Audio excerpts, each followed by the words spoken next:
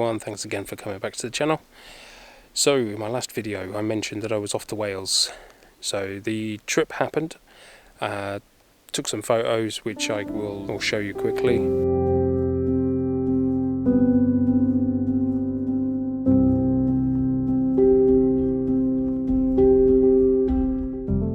The problem was the video didn't come out particularly good because of the wind.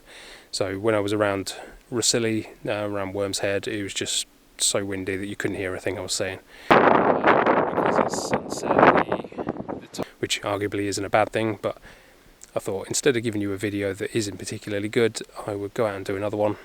And I came across a video from a guy called Mike Perea.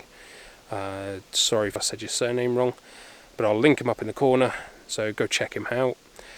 But in his video he was talking about using a single focal length.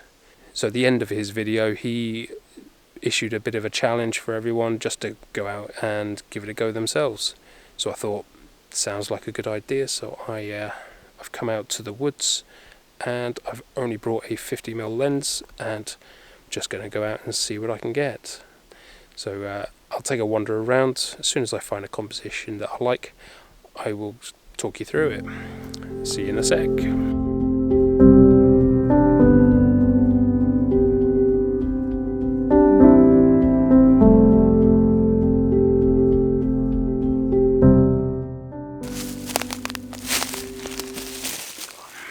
Okay, so what I've done is I've had a wander around and I've managed to find some ferns sort of scattered around, and what I've decided to do is try and get a sort of shallow depth of field shot of the leaves of the fern themselves.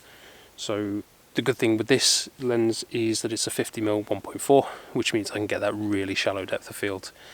What I'll probably do is take two shots, one looking straight down the leaves and then one straight over the top of it. And so I've taken a couple of shots, and what I'm finding is that the ferns themselves are a little too close to the ground. So what I'm having to do is have a little hunt around for some other ones that are basically further away from the ground, that I get that separation between the fern itself and the ground.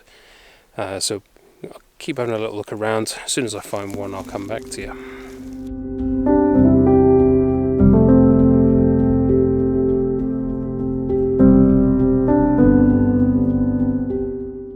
Okay, so I've had a wander around and found some ferns that look really nice.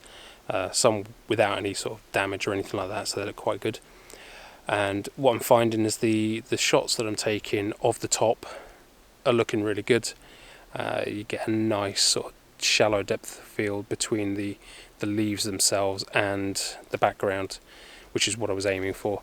Taking the shot as you look down from the tip doesn't look particularly good and doesn't seem to be working for whatever reason.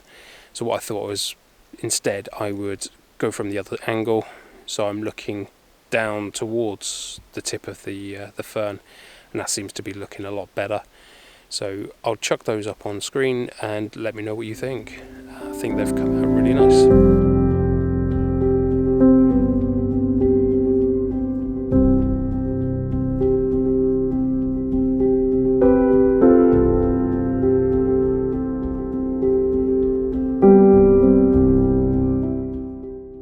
What I'm going to do now is have a wander around. What I'm finding in here is that you can't see behind me, it's a bit too bright, but what's happening is the clouds are breaking in certain spaces or certain places, and then they're casting sort of light patches within the woods. So what I'm going to do is have a look and see if I can find some compositions with trees, and then see if I can get those, and hopefully when the light comes through it should sort of give you a bit of separation between certain elements within the scene itself. So I will have a hunt around, see what I can find.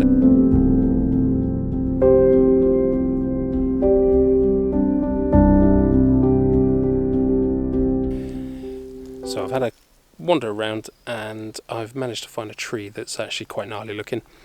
It stands out from all the others because it's got quite a few knots on it, and all the others are relatively uniform and straight. What I've done is there are a couple of trees either side of it, and I've used those to frame it.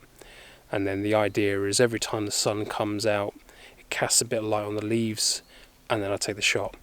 And what I'm doing is I'm deliberately underexposing this so that I don't blow out the highlights and gives it a bit of a moody look. So it looks nice as it is at the moment. When I get it into Lightroom, we'll see how good it looks then. But yeah, let me know what you think of it in the comments.